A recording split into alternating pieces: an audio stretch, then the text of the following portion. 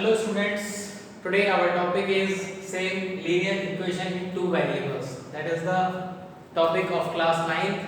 Dear students, in the previous classes I have taken the linear equation in two variables. Now in this class I am also taking the last topic of linear equation in two variables. That is equation of lines parallel to x-axis and y-axis. So we will study about the equations of lines which are parallel to x-axis and which are parallel to y-axis.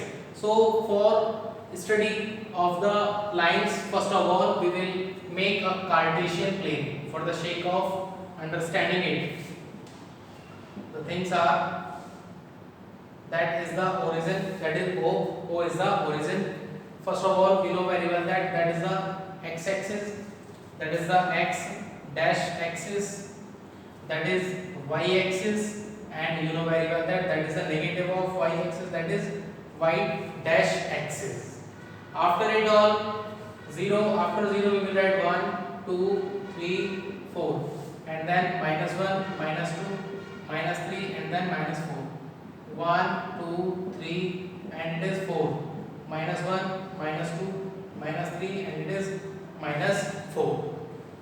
Things are very clear to us. This is the Cartesian plane. In Cartesian plane, we will find the lines parallel to the x-axis. If a line is parallel to the x-axis, it means the x coordinate will be constant. If a line parallel to x-axis, first of all I am talking about the parallel to x-axis. Let you have drawn a line which is coincident on the x-axis. That is coincident on the x-axis. So the x-axis and the line will coincide each other. So the x coordinate will be vary.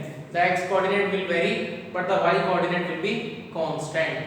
So the coordinates will be x, 0. Let some examples of it are there. X, 0. Let the line varies like this. So it will be that the line is on this point. So it will be 1, 0. 0 means neither we are going on the upside nor we are going on the downside. So it will be 1, 0. After it all, it will be 2, 0, and then minus 1, 0, and then minus 2, 0. So these are the equations when the line will be parallel to x-axis, that is constant y. Second thing is parallel to y-axis. Now the equations will be parallel to y-axis.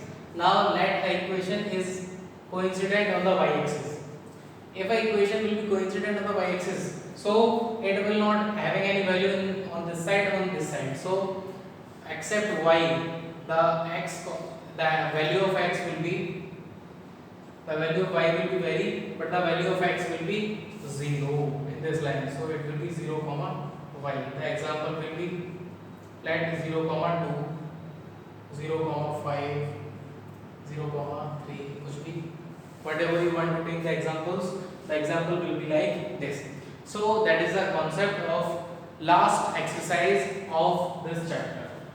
There are some questions based on the equations of lines parallel to x and y axis are there. Let I am taking the first question of exercise, and there are two questions only, and second question you can take from this exercise. So let us see the question.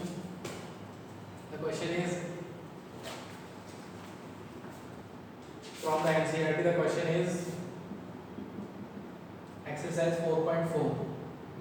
Today I have completed the concept of all the 4 chapters, and now the 4.4. There is a little concept, so I am taking the 4.4, and after that I will take some questions of exercise 4.3 because it has some important questions and very lenient questions and very application based problem are there in exercise 4.3. So I will take that questions also. First of all, question number 1 is, give the geometrical representation of y is equal to 3 as an equation in one variable, and the second in two variable. The question is, we have to show that the geometrical representation, let the solution is in one variable, the y is equal to 3 will always be y is equal to 3. In one variable the answer is y is equal to 3 only.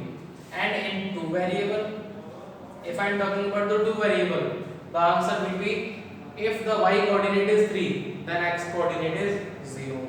So if the x coordinate is not given to us, it means it is 0 and y coordinate will be 3. So that is in the one variable, that is the form in the two variable. And you can also solve the second question of it, that is also same as this question.